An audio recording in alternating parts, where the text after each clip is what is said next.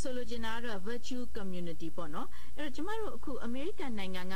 ကိုထွန်းစိုးကလည်းနိုင်ငံရေးနဲ့ပတ်သက်ပြီးပြောချင်တယ်ဆိုတော့အဲ့တော့ခုနကစောစောကပြောတဲ့ virtue community မျိုးဒီပြည်ပမှာရောက်နေတဲ့မြန်မာနိုင်ငံရေး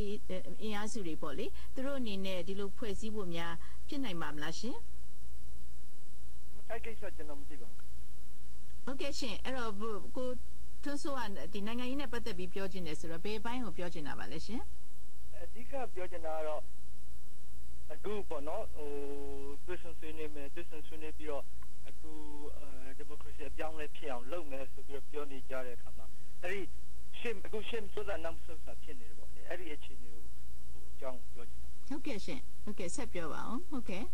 အခုအခြေအနေကနောက်ဆုံးလက်ရှိဖြစ်နေတဲ့အခြေအနေကNLD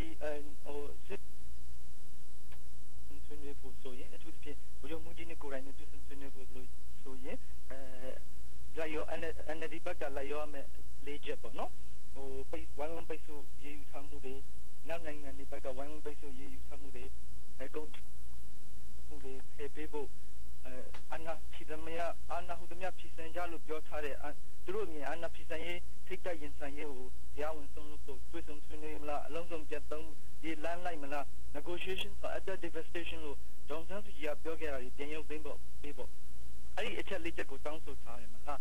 အဲ့ဒီအချက်လေးတွေ့ဆုံယုံလေးအတွက်နဲ့တော့ hello မသိဘဲနဲ့တော့အဲ့ဒီဟာဒီအလုံးလိုက်ရောဖို့ဆိုတာလည်းမဖြစ်နိုင်ဘူးမလားအဲ့တော့အဲ့ဒီအခြေအနေမှာဘယ်လိုနီးလန်းနဲ့ပေါ့နော်သူတို့ကလည်း NLD ဘက်ကိုမယုံ NLD ဘက်ကလည်းအစိုးရဘက်ကိုမယုံနဲ့ဖြစ်နေတဲ့အခြေအနေမျိုးမှာဘယ်လိုနီးလန်းနဲ့များဖြစ်ရှင်းကောင်းမလဲဆိုတာအဲ့ဒါအဓိကပြောချင်တာပါဟုတ်ကဲ့ရှင်